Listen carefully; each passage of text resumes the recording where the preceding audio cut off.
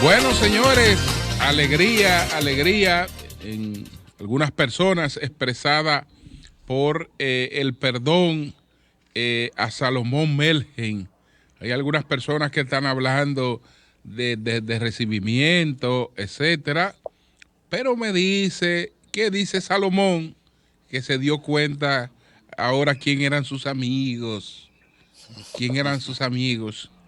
porque parece que hubo algunos amigos que lo asumieron a él ya en desgracia, que él no se levantaba de ese golpe que había recibido.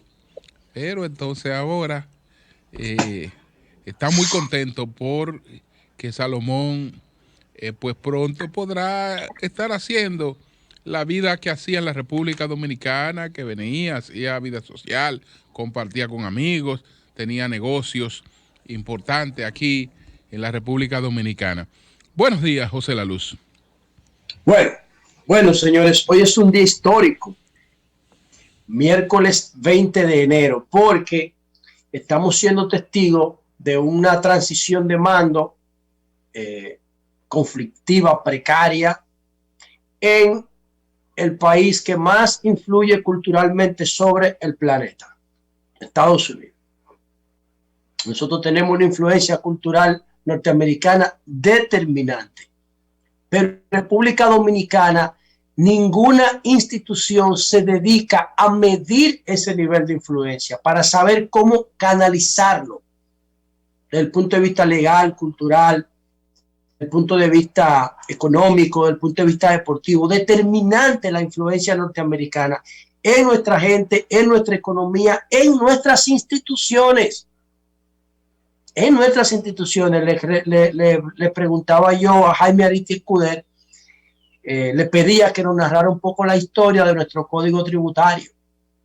La base impositiva legal cambió la historia de la República Dominicana. Fueron los norteamericanos de Harvard que la hicieron, no fuimos nosotros. O sea, nosotros somos un copy-paste de la institucionalidad y de la cultura norteamericana.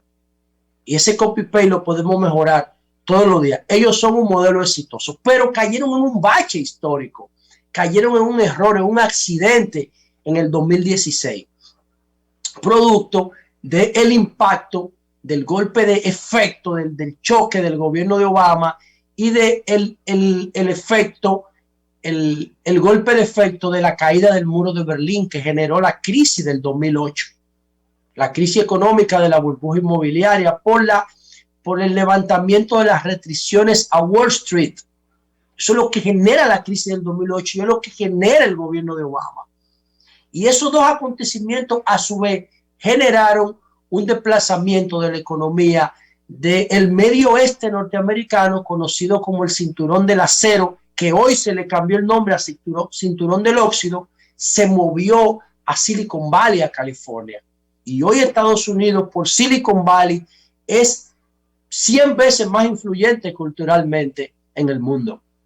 Pero las personas desplazadas se organizaron en torno a Trump. Las personas de la Guerra Fría, las personas de la economía, de la economía industrializada, de la economía pesada del medio oeste norteamericano, lo que se conocen como los cuellos rojos, los redneck, se organizaron en torno a Trump, que los fanatizó, lo llevó ideológicamente al nivel de fanatismo. Y eso es lo que hace entonces que Trump construye ese liderazgo tan fuerte. Yo en los términos personales me siento bien pasándole balance a Trump, porque yo dije en todo lo que Trump era capaz de hacer. De hecho, cuando Trump ganó el poder en el 2016, yo califiqué a Donald Trump como un subhumano, una persona que no tenía las más mínimas condiciones intelectuales ni de conocimiento de los valores fundamentales de la humanidad para dirigir a la primera nación del mundo. Eso está grabado ahí. Yo califiqué a Trump como un subhumano en el 2016, antes de subir en la transición. De hecho, recuerdo que Julio Martínez Pozo me sugirió que no dijera eso. Y yo no lo volví a decir. Pero su comportamiento todos los días me iba dando la razón. Y yo voy a decir aquí algunas cosas de Trump y algunas cosas de Biden brevemente. Trump, un accidente histórico ¿Por qué es un accidente histórico? Porque quiso devolver a Estados Unidos y al mundo al pasado. Si Trump hubiese gobernado Estados Unidos después de la Segunda Guerra Mundial, hubiese roto la institucionalidad norteamericana y se hubiese convertido en un dictador tipo Stalin, sin problema. Se hubiese convertido en un dictador porque él presionó a la sociedad norteamericana del siglo XXI y esa sociedad no se dio. Pero si lo hubiese hecho en el 1945, hubiese metido ese miedo a la sociedad norteamericana y esa sociedad norteamericana hubiese cedido a las presiones de Trump y se hubiera convertido en un dictador tipo Pinochet, tipo Trujillo, tipo Stalin, se hubiese convertido en un dictador porque esa es su arquitectura mental. Pero estaba fuera de época. De todos modos, estando fuera de época, hizo un esfuerzo por retrotraer a Estados Unidos 80 años atrás en el tiempo. Y por eso yo digo que es un accidente de la historia. Trump es, imagínense que ustedes están subiendo una montaña para el Pico Duarte, que ellos. Y subiendo esa montaña, ustedes caen en un hoyo. Pero están subiendo la montaña. Eso le pasó a Estados Unidos con Trump. Estados Unidos iba hacia adelante y cae en un hoyo que se llama Donald Trump. Ahora el reto de levantarse está en los hombros del presidente Joe Biden. Obviamente, ¿quién saca a Donald Trump del poder? ¿Los demócratas? No. Lo saca el coronavirus. Porque dentro de su imaginario, Donald Trump subestimó el virus. Lo politizó el virus. Le faltó el respeto a la magnitud de esta enfermedad. Y el virus le tumbó todo lo que había hecho en términos económicos y eso combinado con el tema del racismo que también lo llevó hasta el límite y lo de George Floyd en Minnesota dieron la posibilidad de que Joe Biden ganara. Pero es el virus. Si no es por el virus, no se reelige. Se reelige Donald Trump porque Donald Trump tenía una estrategia política correcta, pero subestimó la pandemia. Entonces, ¿qué balance nos deja Donald Trump? Atención a la audiencia de Sol de la Mañana. Qué difícil en esto en otro programa. Atención. Vámonos primero con el tema de los indultos. Indultó a Stephen Bannon, que es su principal asesor intelectual, uno de los conservadores más radicales de Estados Unidos, junto con Roger Stone, que también lo había indultado en la primera ola de indulto a Roger Stone. Les invito a ver el Netflix Get Me Roger Stone, el documental en Netflix, para que sepan de quién se trata este tipo. Indultó a Stephen Bannon, el de Breitbart, el de la página radical de derecha, su asesor en materia de seguridad. También indultó a Paul Manafort y a Michael Flynn. Paul Manafort estaba vinculado a fraudes fiscales y Michael Flynn fue asistente asesor de campaña de Trump que estuvo vinculado a la trama rusa. También indultó a su asistente George Papadopoulos y al abogado Alex Van der Zwaan, todo vinculado al tema de la trama rusa, el fraude electoral que lo ayudó a ganar. Recuérdense ustedes que aunque Trump ganó los votos electorales, Facebook fue multada por el Departamento de Comercio de Trump con $5,000 millones por haber facilitado información a Cambridge Analytica, la empresa rusa británica del sociólogo Alexander Nix, para que manipulara los usuarios de Facebook en contra de Hillary Clinton. $5,000 millones en multa, la multa más cara que haya puesto Estados Unidos a una empresa en toda la historia de ese país, por el caso de la manipulación de Facebook en favor de las elecciones del 2016. Todos los que estaban vinculados a eso, incluyendo Stephen Bannon, que estuvo vinculado a Cambridge Analytica, también fueron indultados. De hecho, oigan este dato. Además de eso, fue indultado Charles Kushner, el papá del esposo de la hija de Trump. El papá del esposo de la hija de Trump, indultado por fraudes fiscales también. Dice, y también el rapero Lil Wayne. ¿Quién es Lil Wayne? Un rapero norteamericano que estaba preso por posesión ilegal de armas, lo indultó. Dice el profesor de Harvard, Jack Goldsmith, lo publica el New York Times anoche esto, que de los 65 indultos de Trump, 60 estaban vinculados, beneficiaban a personas o acaso vinculados a él. 60 de los 65 que dio último estaban vinculados a personas, a intereses o personas de su entorno político, económico o familiar. Entonces, otro tema de Trump, la ley de cabildeo. Cuando llegó a la presidencia firmó una ley, una orden ejecutiva que prohibía a su entorno, a sus funcionarios, una prohibición de por vida para cabildear en Washington frente a gobiernos extranjeros y una de 5 años para limitar el cabildeo de funcionarios que hubieran servido en su gobierno. Antes de irse, la dejó sin efecto para que el cabildeo, esas personas que trabajaron con él, pudieran volver a cabildear. Entonces, por último, con relación a Trump, digo lo siguiente. Trump es un líder extraordinario porque tenemos que ser objetivos. Si perdemos la objetividad, no vamos a ser racionales en los análisis.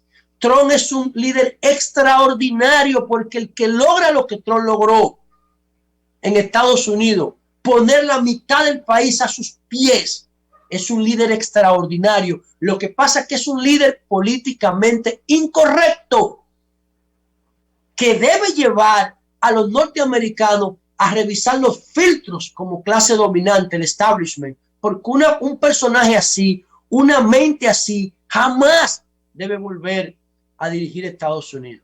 Pero eso no le quita su característica de líder extraordinario. Lo que pasa es que es un líder políticamente incorrecto, un analfabeto en los valores fundamentales, de la vida. Donald Trump. Y entonces, ¿por qué digo esto? Mire, dice la organización de la sociedad civil en Estados Unidos, Citizen for Ethics, lo siguiente. Oigan esto. Donald Trump, el presidente más corrupto en la historia de Estados Unidos. ¿Por qué ellos dicen esto? Citizen for Ethics, que lo acabo de postear en mi cuenta de Twitter, iba llevando el registro de todos los casos de conflicto de intereses que provocaba Trump en sus 4 años de mandato. Registraron, señores, 3.700 casos de conflicto de intereses en la administración de Trump. 3.700 casos, y por eso Citizen for Ethics califica a Trump como el presidente más corrupto en la historia de la humanidad. Ese es el balance de manera general. Hay miles de cosas que analizar, pero yo les quería dejar fija estas ideas en la cabeza para que entiendan por qué en el 2016, antes de asumir, en enero del 17, yo califiqué a Trump como un subhumano que no merecía dirigir el país más exitoso de la tierra, que es Estados Unidos, sin duda. El país más exitoso de la tierra es Estados Unidos. Y entonces, ¿qué le espera a Biden? Bueno, recuperar el país de la división racial, recuperar el país de la debacle económica provocada por el coronavirus, que es el coronavirus, y recuperar el país de la tragedia sanitaria. Al día de hoy, Estados Unidos, según la Universidad Johns Hopkins, tiene 400,000 norteamericanos muertos por el coronavirus. 400,000. Lo que inmediatamente se espera que Joe Biden haga, bueno, Joe Biden va a dejar sin efecto algunas cosas como, por ejemplo, la retirada de Donald Trump de la Organización Mundial de la Salud. Dentro de su visión loca frente al coronavirus, sacó a Estados Unidos de la Organización Mundial de la Salud. Imagínense ustedes, se aisló en términos sanitarios. Biden va a dejar eso sin efecto. Donald Trump, en su intento de llevar al país, a Estados Unidos 80 años atrás, se salió del Acuerdo Climático de París que Barack Obama impulsó en el 2015. También Joe Biden le va a dar para atrás a eso y va a retomar el rol de Estados Unidos en el liderazgo del cambio climático. También se va a dejar sin efecto el oleoducto de Keystone, que llevaría petróleo desde Canadá al Golfo de México, pasando por un paquete de estado sensible climáticamente, y va a dejar sin efecto la construcción del muro con México. Recuerden ustedes que el delito que se le imputa a su asesor Stephen Bannon es que recaudaba dinero de los fanáticos de Trump, de que para la construcción del muro, pero los fiscales dicen que se quedaba con el dinero. Eso es básicamente, a grosso modo, con relación a la política internacional. Ya nominó Joe Biden nominó al sustituto de Mike Pompeo, se llama Anthony Blinken, y dice Anthony Blinken que Estados Unidos va a volver a recuperar su liderazgo mundial y su imagen dañada. Pero ¿cómo lo va a hacer? Lo va a hacer de común acuerdo y en alianza con toda la comunidad internacional. Estados Unidos va a mantener su guerra comercial con China, y su guerra política con Rusia, pero lo va a hacer dentro del Estado de Derecho. ¿Qué significa esto? Que nosotros pudiéramos volver, por ejemplo, yo soy un usuario de Huawei, por ejemplo, yo no puedo tener acceso directo a las aplicaciones de Google, porque Google vetó a Huawei como empresa en Estados Unidos. Y las aplicaciones de Google yo no las puedo cargar directamente en mi teléfono, tengo que valerme de bypass, de aplicaciones que hacen bypass para poder utilizarlas. Sin embargo, quizás ahora con el gobierno de Biden, ya empresas como Huawei o como Xiaomi, que es la segunda empresa en innovación tecnológica del mundo, quizás la tercera después de Samsung, estaban vetadas. Xiaomi la vetó la semana pasada, y ahora quizás esas empresas, dentro de un marco de respeto al derecho comercial, pudieran volver a interactuar con el mercado norteamericano. Entonces, vamos a ver qué nos trae el gobierno de Biden, y por eso nosotros decíamos que hoy es un día histórico. Mañana, en el comentario de mañana, voy a decir algunas cosas de la reunión que sostuve ayer con el expresidente Danilo Medina, que hablé con él por espacio de 2 horas, y ¿cuáles opciones me quedan a mí como dirigente del PLD después de esta conversación con Danilo Medina? Otras que he hecho con Temito, Clemontá, y 2 consultas que me faltan por hacer para saber cuál es la decisión que voy a tomar en el proceso de reforma o de contrarreforma que está viviendo el Partido de la Liberación Dominicana. Cambio y fuera.